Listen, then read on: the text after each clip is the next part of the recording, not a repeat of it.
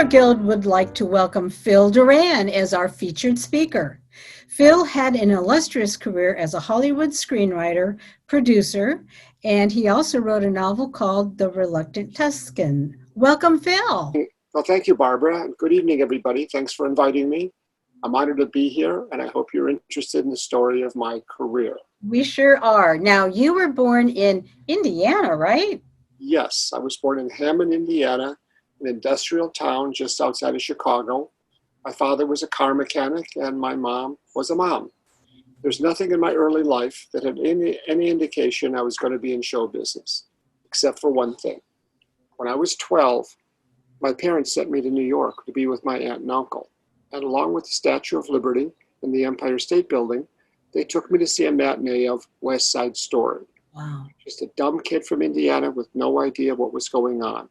But the curtain came up, the orchestra struck up the music, and the actors started singing and dancing on stage. And for the next 3 hours, I sat there, my eyes big as softballs. My mind was buzzing with questions. Who did this? How did this come about? And how could anything be so perfect and beautiful? Gosh, did you always know you were going to be a writer? You know, sometimes it's hard to know for us to see where we're going. But looking back at my life, I now understand that everything I've accomplished came through the writing. I've always been involved in the writing, working on the high school newspaper, the campus literary magazine, and doing the minutes of every group I was in. I graduated from college with a degree in English literature, even though I wasn't sure what I was going to do with that. On a whim, I signed up for a scholarship in literature at the University of Chicago. I didn't get the scholarship, but the man who ran it invited me to interview for a job at his advertising agency. Advertising, Mad Men, Don Draper, Clean Cut, all that? Well, all that and 3 martini lunches and the rest of the stuff. But no, this being the 60s, I showed up for the interview in a cantaloupe-colored Edwardian suit, hair down to my shoulders, and round granny glasses like the ones worn by John Lennon. The agency was very conservative, but they were looking for someone who could write for the youth market. So he locked me away when the stodgy clients came around, but brought me out when we had clients like Mattel Toys, Pet Rock, and the Nerf Ball. I wasn't sure I liked advertising, as it seemed to me that we were working to sell things to people they really didn't need. I worked there for 2 years, writing TV commercials for Dippity Doo and Tony Hair Products, until I began to wonder if I could write something longer than a minute. Okay, so how did you get to Hollywood from advertising in Chicago? This was another whim. I took my vacation in Los Angeles to see what show business was all about. I pounded the pavements, practically lived at the Comedy Store, passing out pages of jokes to talent agents and comedians like Rip Taylor, David Brenner, and others, some of whom actually paid me. I had dropped some mock questions off the dating game office and got invited to a party where I met Chuck Barris. I schmoozed him up and made him laugh, and by the end of the evening, he asked if I wanted to be the associate producer of the dating game. Gee, that was a lucky break. Since I didn't have a job, it certainly was. Yeah, wow. Well, I worked at a dating game for 3 years. The work was hard, long hours, repetitious casting calls, and endless questions to feed to the contestants. But it was Chuck's genius to bring together a staff of kids in their 20s, give them U.S. Army surplus jungle jackets, Suicide Squad medals for good work, birthday parties, spontaneous parades down Vine Street, led by Chuck and his trumpet, jam sessions, beach party, and a lot of sex going on in dark corners of the massive ABC Vine Street studios. Sounds pretty wild, Phil. I couldn't get into it on this show. Thanks. At the time, I became aware that as much fun as it was, working on the dating game for too long would not lead me where I wanted to go. So I quit and spent a year writing scripts, selling jokes, and once again pounded the pavements. In desperation, I remembered that the Joey Bishop talk show was in the same studio as the dating game. So I took out my folder of jokes, walked into his office and said, "I have some comedy material for you, Mr. Bishop." Joey Bishop looked up at me in a scary Rat Pack kind of a way and said, "Are they good, your jokes?" "Hilarious," I said. But my hands were shaking so much I dropped my folder and pages of jokes fell all over the floor. "I'll be the judge of that," Joey said as he picked up one of the pages and started reading it. Not good, but not bad. I'll give it 2 weeks." Became one of Joey Bishop's monologue writers. Working for Joey was a master class in joke writing. He would return my pages of jokes with ornately designed arrows and scribbles of underlines like he was diagramming a sentence. The lesson was clear. Move this word here and put this word at the end of the punchline because there's a K sound and the joke will pop better, which is why cucumber is funny, but tomato is not. The show was eventually canceled, but I did meet a very funny talent coordinator on the show named Doug Arango. Doug Arango became your longtime writing partner, didn't he? That's right, 15 years. Wow. Doug and I got along famously, which I learned was unusual. A number of writing teams, even successful ones, hate each other. But Doug and I had very different lifestyles. I was married with children, and he was a man about town, being seen at the poshest restaurants and the hippest hotels. But we settled into a routine of meeting in the morning over bagels and lox, then talking about our lives until the misery of having small children or the openly gay lifestyle, until we made each other laugh and we started writing. We wrote for the Billy Crystal show, which got canceled.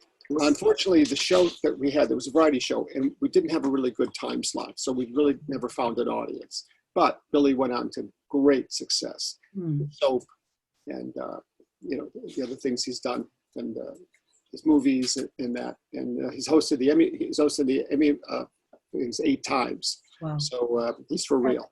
Talented guy. Yeah. So. A couple of weeks later, we got a call from Ron Clark, who was producing a sitcom for Norman Lear. He was having trouble finding writers who could write funny. So we went to work creating a spec script, which is essentially an original episode of a well-known comedy show currently on television. It is the coin of the realm for struggling writers who want to break into sitcom. Well, we arrived at Ron Clark's office and presented ourselves to his secretary, saying we have an appointment. She looked at our expectant faces and wrinkled her nose.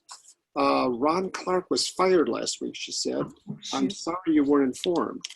Doug and I looked at each other speechless as the secretary dialed her phone, telling us to give her 10 minutes and she'll see what she can do. 10 minutes turned into 45 when the secretary returned with the news that Rod Parker could see us now. This was a pleasant surprise, as Rod Parker was the executive producer of Maude. We walked into his office, trying not to be intimidated by all his Emmys staring back at us. We handed him our script and fidgeted nervously while he read it, never once cracking a smile. Years later, we would get to know Rod, and he was a great guy. But on that first meeting, it was like trying to make a gravedigger laugh. Here's the thing, he finally said. A kid wrote this script for one of Norman's new shows, The Hot L Baltimore. It ain't working. Why don't you guys give it a rewrite? If you can improve it, I'll give you the writing credit. Wow, that sounds like a big break. Oh, absolutely. Absolutely. Doug and I immediately thought this could be huge. We picked apart the script syllable by syllable, all the time avoiding calls from the Tony Orlando and Dawn show, asking us why we were never in the office. The script was finally finished, polished like a new Cadillac. We dropped it off and held our breath. A week later, we got a call from Rod Parker saying he loved what we did with it. Wow. It's going to be filmed in front of a live audience in 2 weeks, so invite your family and friends. The day the shooting finally arrived, Doug and I entered with an entourage. We had invited friends, families, wives, ex-wives, lovers, ex-lovers, managers, agents, dope dealers, and every other person we'd ever met. Just then, the cameras and the booms were wheeled in.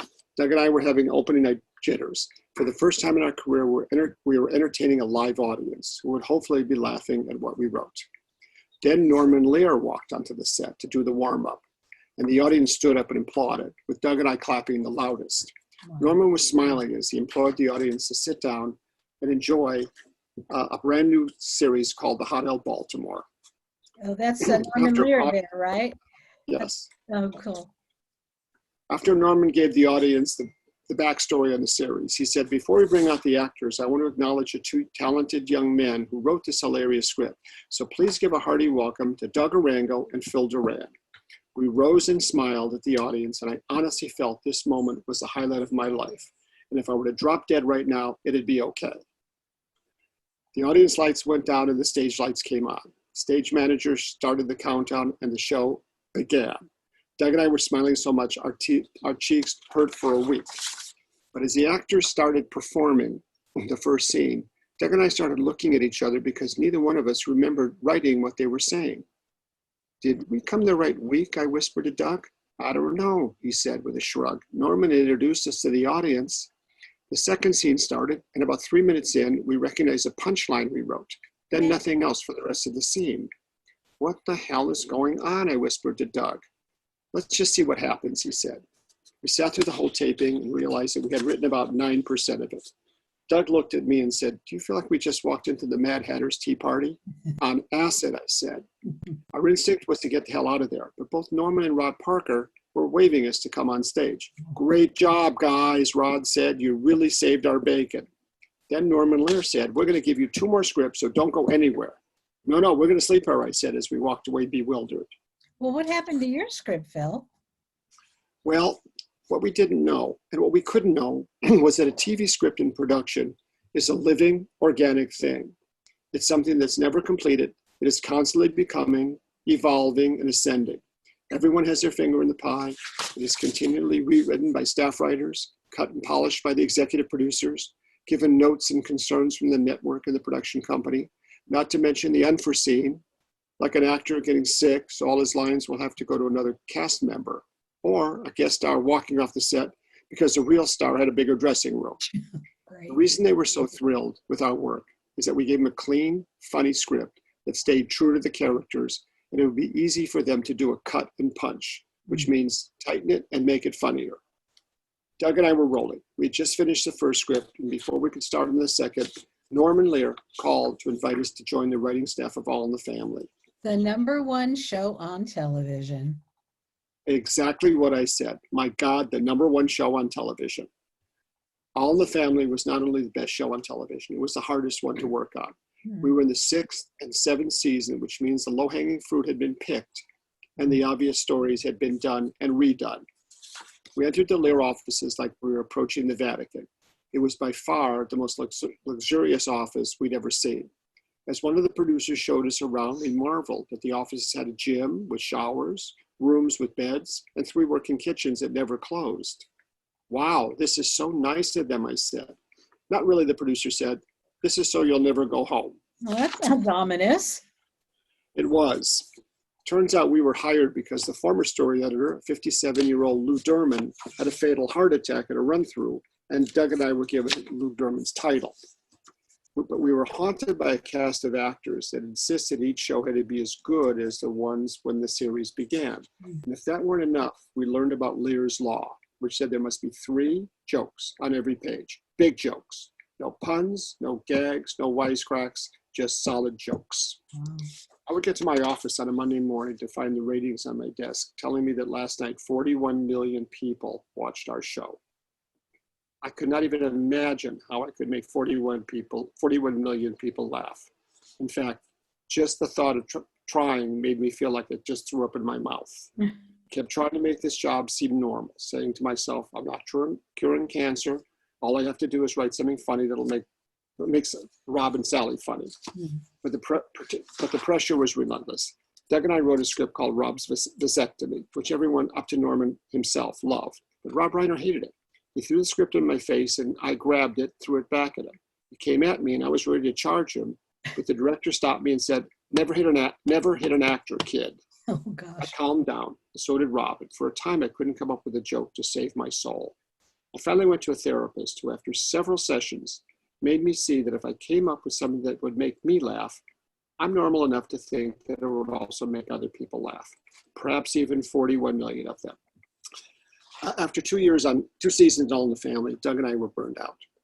Even though Rob Reiner and I had patched it up after Mike's vasectomy was nominated for an Emmy, I couldn't keep doing this. The hours were horrendous. I hardly ever saw my kids, and my wife was so angry she wouldn't even look at me. If I kept doing this, I'd find myself writing jokes with Lou Derman.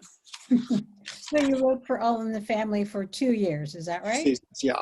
And then what? Doug and I signed a contract to develop new sitcoms for Paramount. It was basically a 2-year paid vacation, but unlike production, which is physically hard, development is emotionally difficult because you may have to wait months before a meeting is set with a TV executive. We sold a show to ABC called Carter Country, sort of in the heat of the night, set in Jimmy Carter's Georgia, where a redneck sheriff has to work with a slick black detective from New York. But by the end of the deal, Doug was sick. He had been diagnosed with AIDS, and at that time, all medical science knew that it killed everyone who got it. After he had died, I had no idea what was going to happened to me. Traditionally, it's hard for producers to know which one of the team is the funny one. I wondered, can I get work as a single?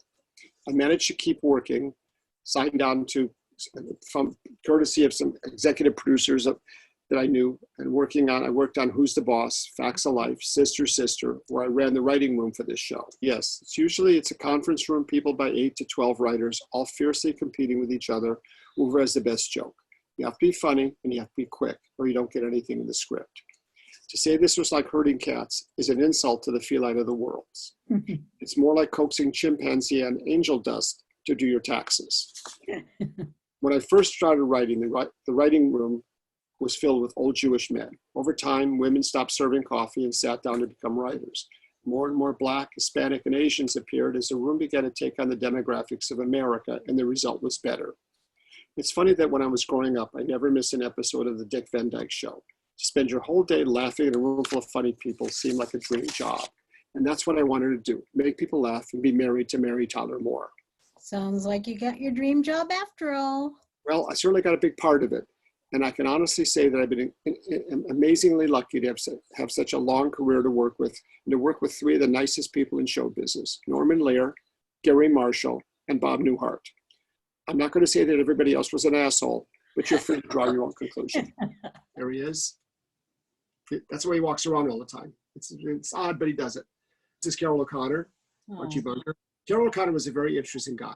You know, he was a liberal and an intellectual, and he played like a right-wing Trump kind of guy and hated everything. And he was a little man with no power, and he played that part. He played that role perfectly. He really understood the ethos of that group, and he was an amazing actor and a good guy, a nice guy.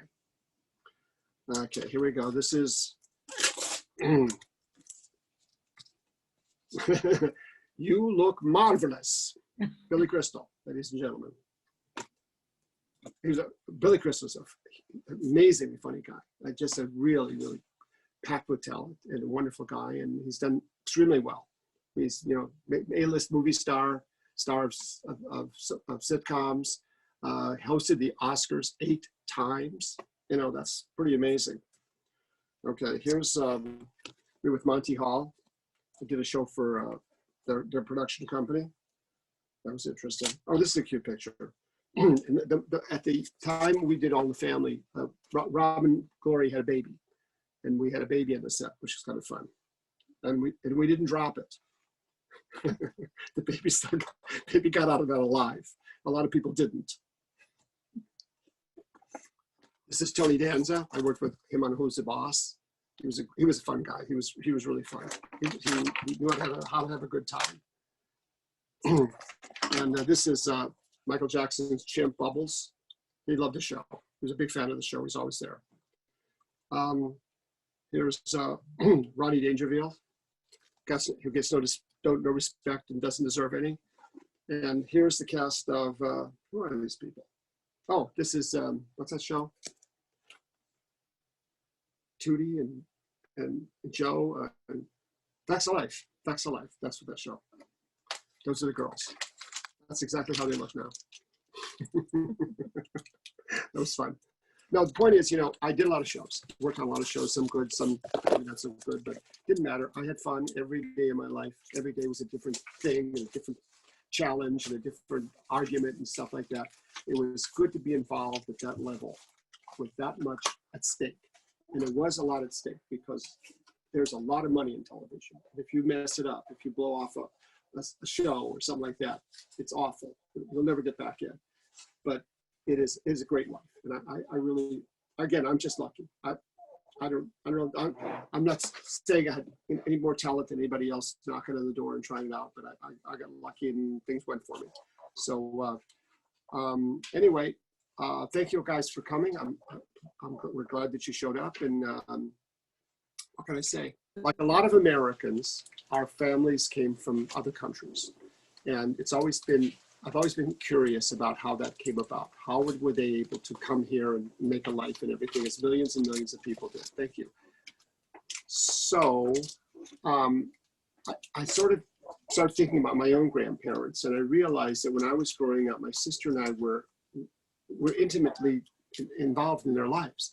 My mom and dad were around, but they were the ones who really took care of us and made sure we went to Hebrew school and made sure we had lunch and this kind of thing.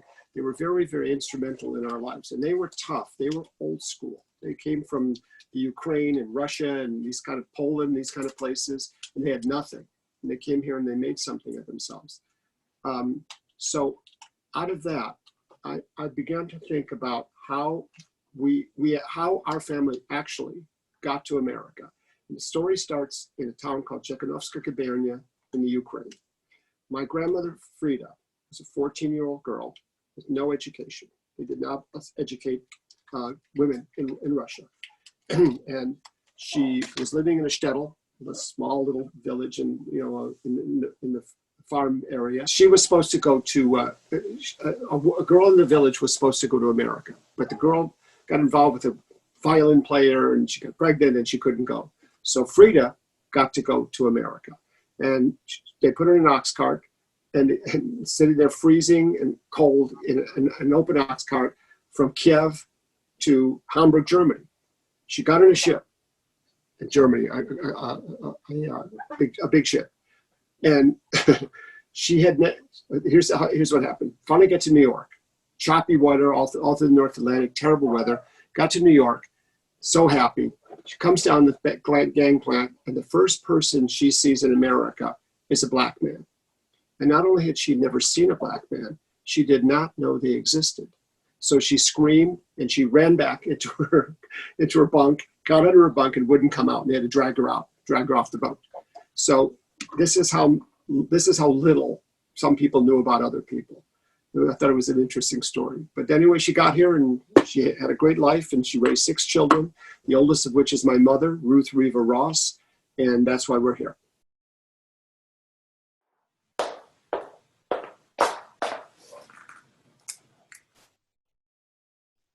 Oh, hello and welcome. I'm so glad that you are here tonight because I would like to tell you a story. Our family came to America, courtesy of me, Frieda Rose Tapper. I was only 14 years old, without a single memory of anything good ever happening for me. Then suddenly, something did.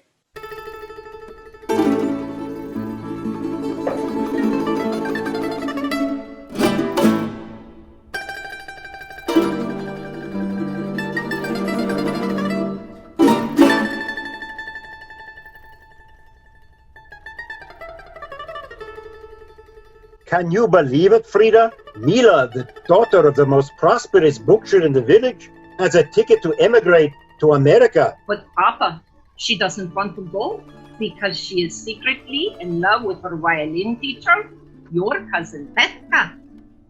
But that secret came out the night they were discovered in the haystack, fiddling around and making hay. What can I do? Who's rich enough in Czechoslovakia to pay the butcher's dowry? I had been praying to God. As much as I love my family, I hated to think that this was going to be my life. Don't tell anybody, but I even started praying to my patron saint, Saint Tatiana. Frieda, we're Jews. Why are you praying to a saint? You can pray until your gums bleed without so much of a kopeck falling your way. No, Frieda's smart and deserves a better life. I offered the butcher a dowry of a dolian barley, 2 goats, and a cup of samovar. Papa, that samovar has been in our family since the reign of Tsar Alexander II. So she'll come back from America rich and buy us a new samovar. Frieda, I've sewn you a burlap bag to put your clothes in. And I bought you a ticket in steerage on the ship to New York, America. And I'm giving you a letter of introduction to a cousin in Chicago, America, which is very close to New York, America. You'll need your birth certificate. And here are 13 rubles. Make sure to hide them in your underwear. Aaron, my son, what are you doing? You're reciting the Kaddish for your sister? That's the prayer for the dead. Don't you ever learn anything in shul? I was a semi-literate teenager with little knowledge of anything. Suddenly, I was tossed into an open ox cart and driven for 3 weeks, frightened and frozen, to Hamburg, Germany.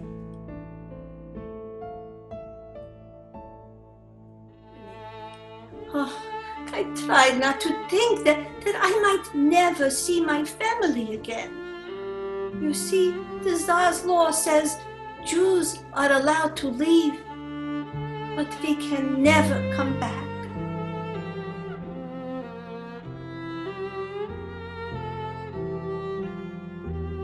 After a tearful goodbye to my family, I had a long journey ahead of me. I started on an ox cart from my village to Kiev, and then a freezing cold train ride to Hamburg, and finally a voyage to New York. I experienced terrible seasickness on that voyage in steerage on the ship called the Fatherland. It was not as romantic as the steerage depicted in the Titanic. My final destination was to reach a distant cousin in Chicago. When I arrived in New York, I had no English and no money. So I fast talked my way into a waitress position on the Fatherland. Then after several trips from Boston to New York, I finally had enough money for a first-class rail ticket to Chicago. The train ride, oh, that was another revelation. Well, sure, I grew up on the farm in the old country, but in America, oh, the crops grew as high as trees, and the tractors were shiny and new. And the food, oh, the food! It was White Castle and pizza pie, Chinese food. Finally, I arrived in Chicago and met my very American cousin, Katya.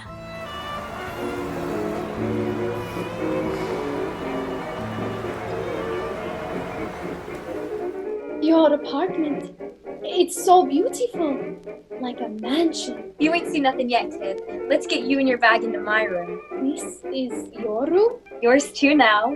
This bed, it's so fluffy and cozy and so much to look at. This Victrola with all those records, photos of movie stars on your walls, and the clothes. Are these all your clothes? This is so great. We're about the same size. Try this on. Really? Of course. I'm so happy you're here. Why do you have 2 beds? It's my sister Bonnie's. She's away at college. Can't wait to meet her. She won't be back till next year. Oh my god! You look adorable! Keep it. No, I can't. It's yours. Thank you.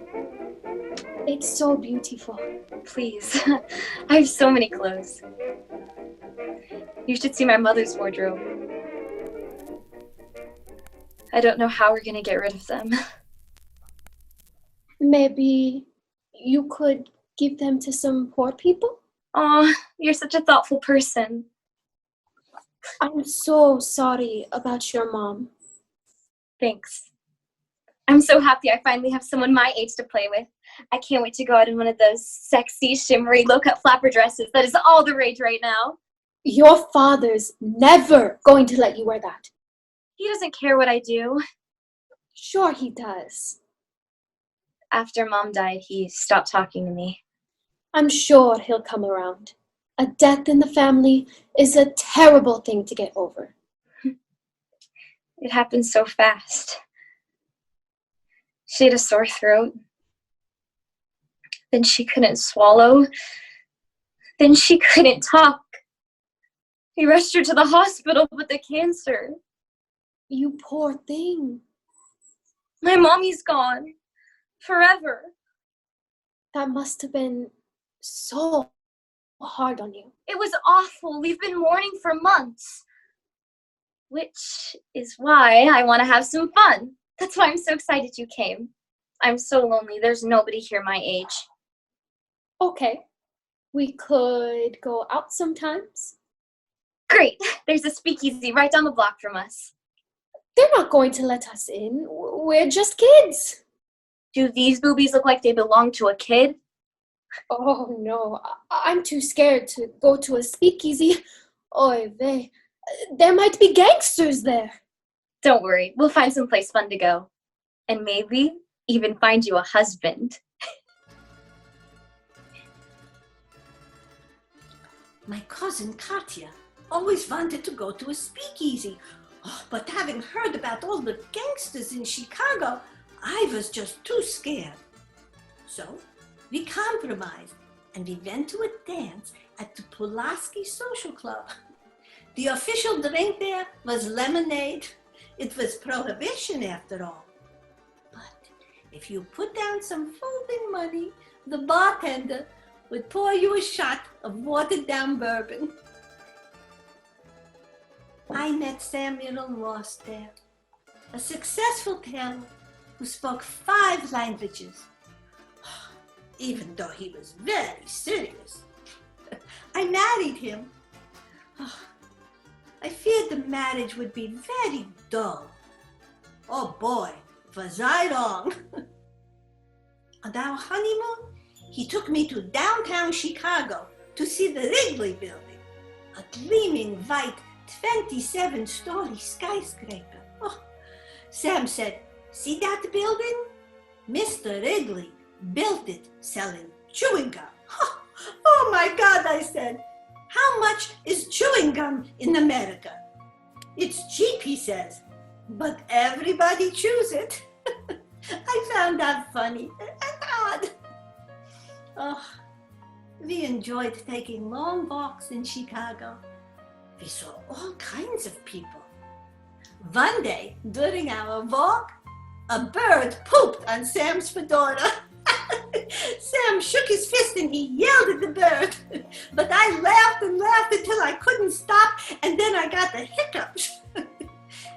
Sam enjoyed hearing me laugh so much that he started looking around for people that he could say funny things about to make me laugh and get the hiccups, which then made him laugh too.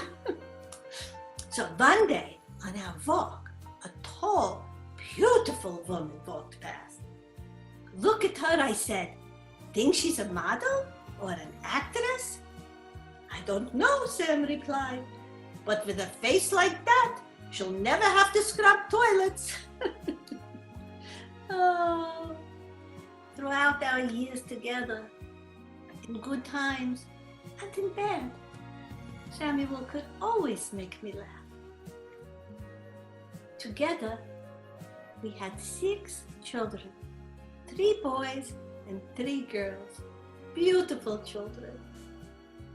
And so, on these very simple threads, a 55-year marriage was woven. After all, Samuel was a tailor. Phil, thank you for joining me tonight and listening to my story. Good night.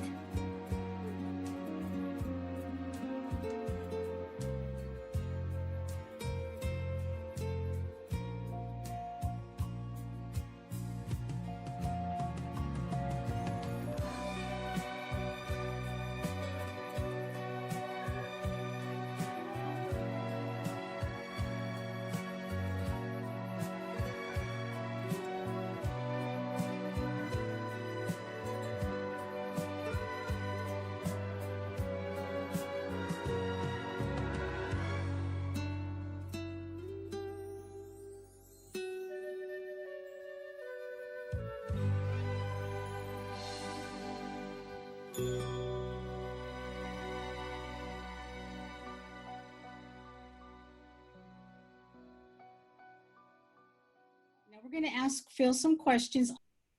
Lori Nessoff was actually in the show. She was Mama. She says, "Phil, what was the longest day of writing for a show?"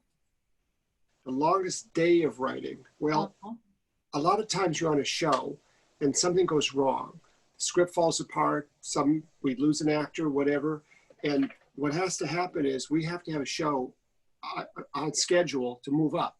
In other words, you do a series of shows. Say you got 14 shows, 24 shows, depending on the order. And you've got to have 24 scripts ready to go, one after another, one after another.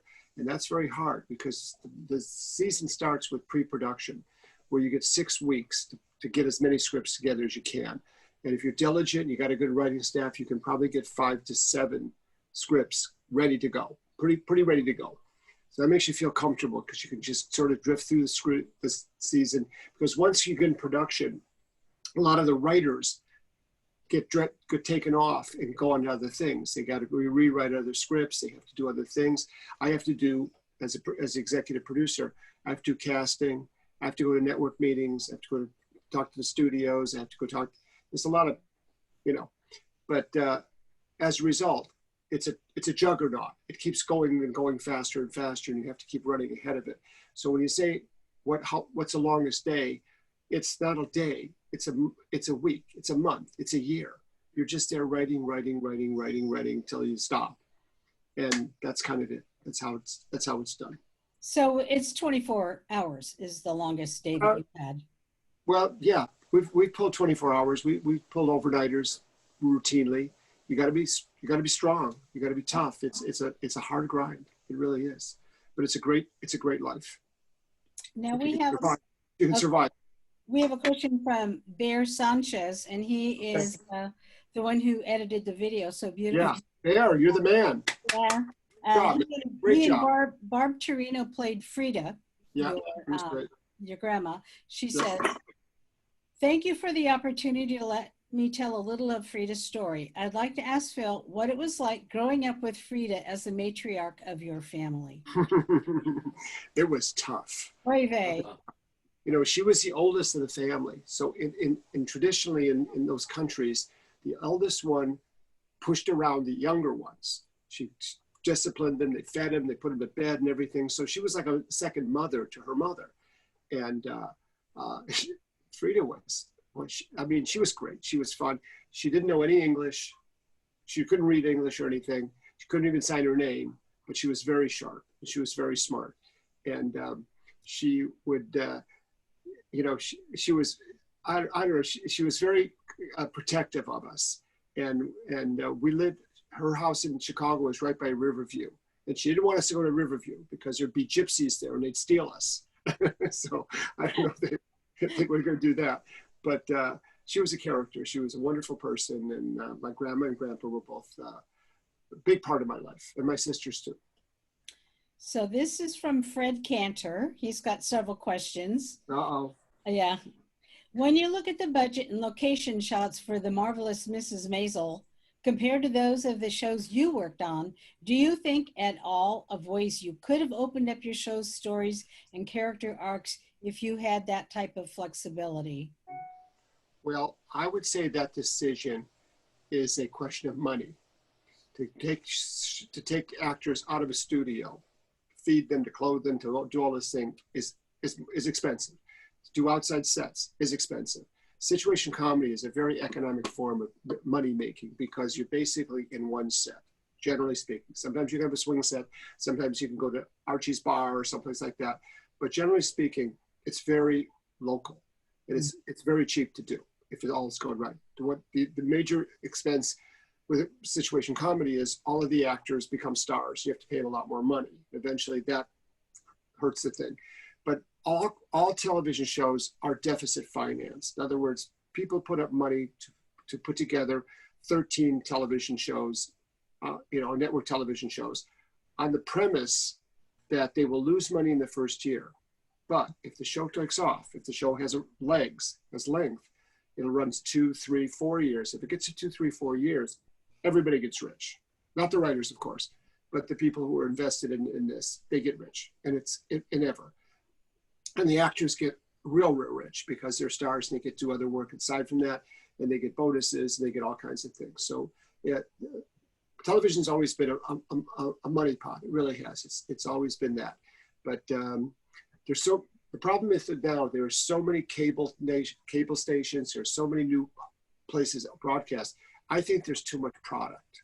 Mm-hmm. And I really do. I think there's so much product, you can't know what you're going to watch. And then most of them, they're kind of alike, and they're kind of like this. There's not enough room for individuality and stuff like that. But that's just my own particular gripe.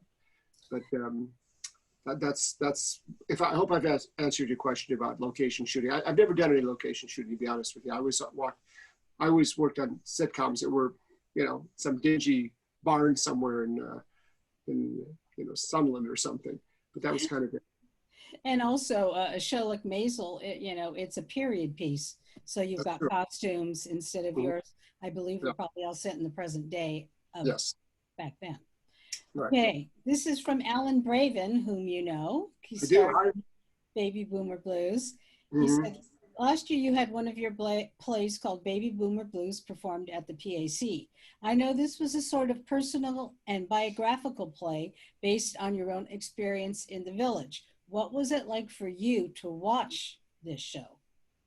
It was a little scary. It was a little close to home.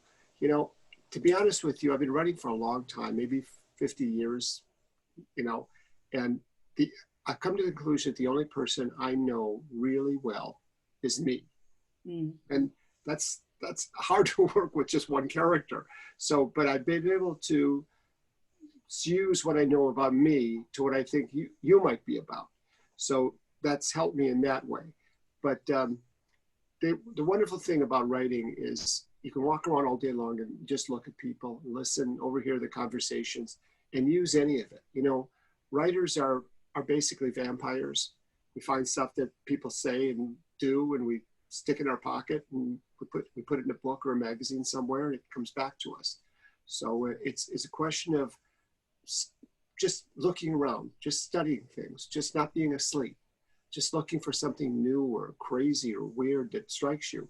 And I have notebooks from when I was in high school. From this day, there's a huge number of 50, 60 notebooks of stuff. And I just write it down and I keep it. And sometimes I look at it and I'll start a new story on it. So it's a treasure trove. Lisa Bender, who's secretary of Theater Guild. What advice would you give someone, either young or old, about entering the field? Run like hell. Okay, sound advice. No, it's a great field. You just have to know you're going to go into something that's extremely competitive. There's I don't know how many people for every job. And you got to believe in yourself. You got to be able to be tough, to take the rejections. That's hard. And just if you want it and you love it, just go do it. That's all I can say. Be the best you can, be the funniest you can, be the best dramatic actress you can be, take lessons, do all this, and who knows what'll happen. Were you ever starstruck? Not so much with actors, although I met a lot of famous actors. I met Elizabeth Taylor, and I met Rock Hudson, and I met a lot of people, because I worked in a lot of talk shows. I was talent coordinator in a lot of talk shows, and when you work on talk shows, you meet the world, baseball players and sports personalities and this kind of thing. So you get kind of feeling where they are, that they're caught in their own bubble of fame, and they've got to watch themselves at every moment. I'm impressed by writers. I'm impressed by directors. I'm impressed by people who do something really amazing and really different and really beautiful. And I think that's all we're all doing. We're trying to do the best we can to make something really amazing. And that's hard. Sandy O'Connor, who's the New Jersey Star Program, past president of Theater Guild. She says, it seems many successful people quit many jobs along the way. True? I don't really have any idea if that is true. I think many people quit show business because it's too hard and they can't get ahead, and that's understandable. But I'm not sure. I think people like us who are in the business, who are constantly looking at things, looking for things, I think we're seekers. Mm-hmm. That's what we want. We're looking for something good, something new, something to believe in, something wonderful. And I think that's a good trait in us, because I think it's an optimistic trait. So I don't know. It takes a certain amount of luck to make it, a lot of dedication, and a lot of training to become a good actor. So beyond that, I don't know. Yeah, I think the question was more, I read the Nell Scoville book, and she's one of the first female writers to break in, and Right. it seemed like in her experience she got fired, or your contracts are only for one season and you don't Right. get renewed as much as Right. you opt out of a show. Was that your experience as well? Yeah, I mean, I was in the age where you could get hired and be something. Maybe you were a runner, maybe you were a gopher or something, but you were in a TV show. And if you were smart, and if you played your cards right, and you people liked you, maybe you'd move up. Maybe you get to be a writer. Maybe you get to be a director. It's good to get your foot in the door. It's good to listen to the talk. It's good to see how people talk in there, so you know what the game is. And other than that, you need some luck, you need some drive, you need some dedication, you need some talent. You do need talent, and you can improve your talent. You may not be that talented right now, but if you keep at it and go take classes and all this kind of thing, who knows? You could be the next Barbra Streisand. Who knows? Okay. You probably never took a lesson. I'd probably guess. Barbra Streisand. Lise, we're back to Elise Koleski. Hey, Lise, how are you? How about a Red Fox story? Clean. Well, this is a family show. All right, I'll try not to. All right, I must say, I worked on Sanford & Son, and it was a madhouse. And I have to say that what went on in the camera after the show was better than the show. Red's life was just a complete mess. He had a Japanese wife who kept trying to kill him. She kept trying to jump out of the out of dark spaces with a knife to stab him. Kato. The Ku Klux Klan burned down his house. Oh gosh. He was wanted in 2 or 3 states that he couldn't go into because he had a pending litigation and that. But you know something? Yeah, he walked around like nothing bothered him. It's fine, no problem, whatever. He was a very funny guy. He was people who know him for Red Fox don't know that he spent a lifetime playing in the Chitlin circuits throughout the South, and then he did party records. And back then, party records were really, really dirty. And that was a thing that happened. Apparently they couldn't police it, or they couldn't stop it, and it was legal. And a lot of people had party records at parties and would play them, and they were hysterically funny. I remember hearing them when I was a little kid, and I was just shocked at the language and everything. So that's what he came out of. And when Norman and Bud wanted to do Sanford & Son, which was based on an English show called, it was basically about a Cockney English family and a man and his son. And let's see, where was I going with this? Oh, that the thing about it was that Red, so in England, they've been in black, because in England class is like blackness, so it's a state. So when Red Fox wanted to play Sanford really, really bad, but he had a reputation. He wasn't always reliable. He wasn't always this. He came to Bud Norman's office and he said, "I want this job. I can be this job. I need this job. You got to give me this job. I'll do anything. I'll wash your windows. I'll wash your floors. I'll take out my teeth. I'll do anything." And he's very funny. He's amazingly funny. So they hired him. So 3 weeks later, the show debuts and through the roof. Ratings unbelievable. Next day, Rudd comes in. He says, "I want more money. I want to make a rock. I want to make it." Crazy show, but it was fun. It was fun to be around. Okay. We have Bonnie Lutz, who played Mrs. Duffy in Baby Boomer Blues. Oh, yeah. Hi, Bonnie. How you doing? If you could, what would you tell your younger self regarding your career? Well, I don't know. I sort of did it just because I could do it, and I was in the right place at the right time, and the way the business was going. They were looking for young people, especially with the 60s and the 70s and all this kind of stuff. A young person could get a job could write, could direct, could shoot up the ladder. I mean, the 70s was full. The 70s was an interesting decade in that the corporate powers kind of backed off, and they realized the best way to make big, good movies is to hire great directors and great writers. And that's exactly what they did. And that happened in television too. And it went very well. A lot of if you look at the great movies of the 70s, they are fabulously great, and they will be great forever. And so to that end, then greed reared its ugly head, and it was all about money, and everything that was good got lost because they said, well, you can't trust these bunch of clown writers, producers to do anything. We'll hold the money and we'll tell them what to do. Mm. And the result is the stuff you see now, very formulaic, very derivative of other things, like Miracle, what's his name, the cartoon comics that they do, the Wolfman and all this kind of stuff.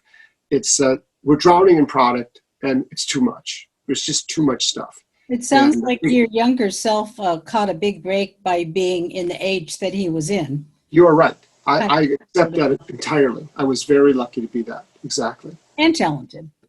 Well, maybe so. Lori, who played Mama, Mama, has another question. All right, Mama. She said, you worked on so many great shows. I was a huge fan of Newhart, as we all were. Yeah. Can you speak to the chemistry between Bob Newhart and Suzanne Plachette? That's an interesting story. Most of the time, people can. Bob Newhart show, the original Bob Newhart show, the one set in Chicago, ran, I think, 10 or 11 years. It was a really solid hit from the get-go. And usually when people are in a show, they say, well, let's get together and let's get to see each other, but they really don't. Okay. But except for the Bob Newhart show, my writing partner Doug and I used to go to Musso and Frank's a lot, and we'd see them the whole show, the whole cast of the show, Susan Plachette and Bill Daly and they're having lunch together, and they have lunch together every single month. Wow. And I thought that's the kind of guy Newhart was. He was such an honest, decent, Midwestern Chicago guy. There was no guile to him. There was no game he was playing. There was no nothing. He was a good guy, and a good man, and a great comedian, and a wonderful person. So brilliant. Brilliant comedian. Yeah. We have Carla Vigos, I can never get it right. Mm-hmm. She's also on our board here at Theater Guild. She asks, how did you pick Laguna Woods to live? Well, here's how it would happen. Nancy and I, my late wife Nancy and I, were living in Brentwood. And what happened was, let me see if I can reconstruct this. Okay. I was in my mid-50s, and I had the unimaginable gall to become 55, and therefore not hireable anymore. And it happened so fast. I mean, I was on a roll. I was doing good shows and stuff like that, and all of a sudden, I couldn't get a meeting. I couldn't get a job. And when I looked around, all my peers who I knew were great writers, talented writers, with a lot of awards and accolades and everything. We're on the street. And I said, and I called my agent and I said, what's the problem here? What's going on? He says, well, you're just too old. Mm. All right, I guess that's the problem. So the Producers Guild sued, the Writers Guild sued the Producers Guild of America for damaging us. And they had to pay a lot of money out to individual writers who could show that they were not hireable because of their age. But that said, it quite honestly, show business, TV, movies, it's a young man's business. It really is. I could tell when I was towards the end of my career, I'd be meeting with people from the representatives in the network, and they were young kids, and they've been seeing my name on the crawl for 20 years. And to me, I'm like their father. They don't want to work for their father. They want to work with a peer of theirs. So that's what happened. And I was very upset when I wasn't able to get work anymore. So we decided we're going to go to Italy.